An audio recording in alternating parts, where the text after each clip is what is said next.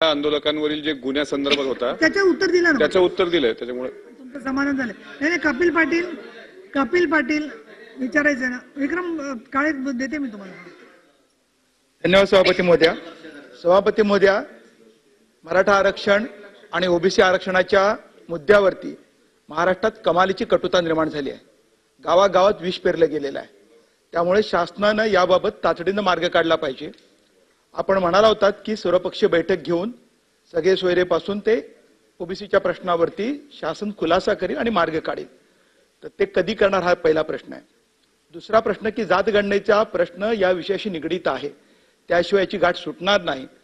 आणि सर्वपक्षीय मागणी असताना बिहार तामिळनाडूच्या धर्तीवरती आपण जात गणना केली पाहिजे. ती करणार कधी, कशी करणार, हा दुसरा प्रश्न. आणि तिसरा प्रश्न ज्याचं आपण मगाशी उत्तर दिलं की मराठा समाजासाठी जे स्वतंत्र आरक्षण दिलेलं आहे ते टिकवण्यासाठी बिहारच्या वाढीव आरक्षणाला हायकोर्टाने तिथल्या फेटाळलं असलं तरी 9 शेड्यूलचं संरक्षण देण्याची मागणी तिथल्या बिहार सरकारने राज्य मंत्रिमंडळाने शिफारस करून केंद्राकडे पाठवलेली आहे. महाराष्ट्र सरकारने मराठा आरक्षण जे स्वतंत्र 10% दिलंय त्याला 9व्या शेड्यूलचं संरक्षण मिळावं यासाठी राज्य मंत्रिमंडळाने ठराव केला आहे आणि केंद्राकडे तो पाठवला आहे का, याचा खुलासा आपण कराल का? सन्माननीय सभापती महोदया, मगाच्या उत्तरामध्ये एक ऍडिशन आहे. पोलीस केसेस मागे घेण्यासंदर्भात मी म्हटलं माननीय मुख्यमंत्री आणि गृहमंत्री महोदयांशी चर्चा करीन. त्याप्रमाणे माननीय मुख्यमंत्री शिंदे साहेब, माननीय उपमुख्यमंत्री फडणवीस साहेब आणि माननीय उपमुख्यमंत्री अजितदादा पवार साहेब या तिघांच्याशी चर्चा करून त्या बाबतीतला निर्णय घेतला जाईल. भाऊ नाथाभाऊ बरोबर, तुम्ही सतीश सरावला विनाकारण डिवचायचा प्रयत्न करताय.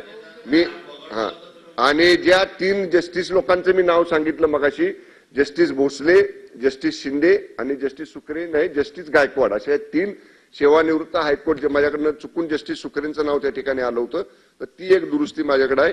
आणि सन्मान्य सभापती महोदय, सन्मान्य सदस्य कपिल पाटील साहेब जे म्हटले की सर्वपक्षीय बैठक घेण्याचं सरकारकडनं आश्वासन दिलेलं होतं, या बाबतीत आजच दोन्ही माननीय मुख्यमंत्री दोन्ही उपमुख्यमंत्र्यांशी चर्चा केली जाईल आणि त्या दोघांशी चर्चा करून या बैठकीचं नियोजन कसं करायचं या बाबतीत त्यांच्याशी चर्चा करून योग्य निर्णय या ठिकाणी घेतला जाईल. आता नाही उत्तर दिलंय.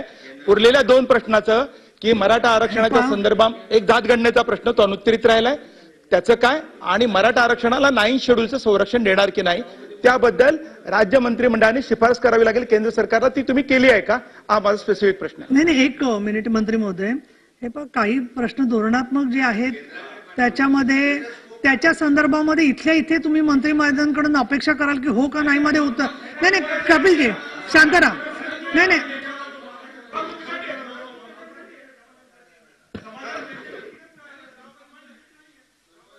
नाही ठीक आहे, तुमचं समाधान झालेलं नाहीये.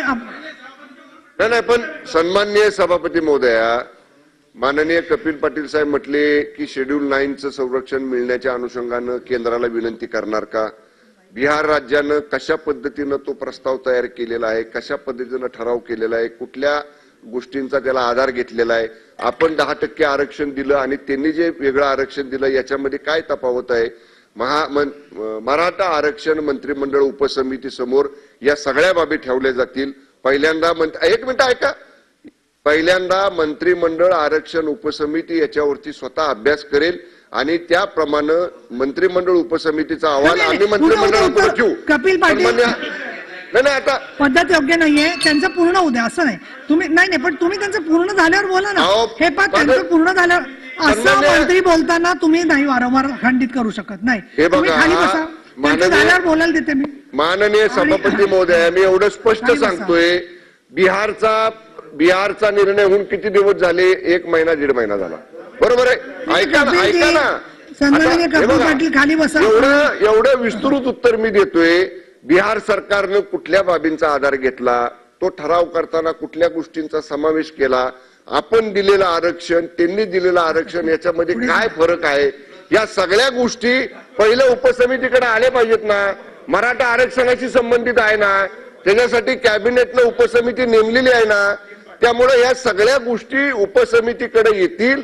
येणाऱ्या बैठकीमध्ये मंत्रिमंडळ उपसमिती जी आहे त्या येणाऱ्या बैठकीमध्ये या सगळ्या गोष्टींवर चर्चा केली जाईल आणि निश्चितपणे आरक्षण टिकण्यासाठी जे करावं लागेल ते निश्चितपणाने हे सरकार करेल.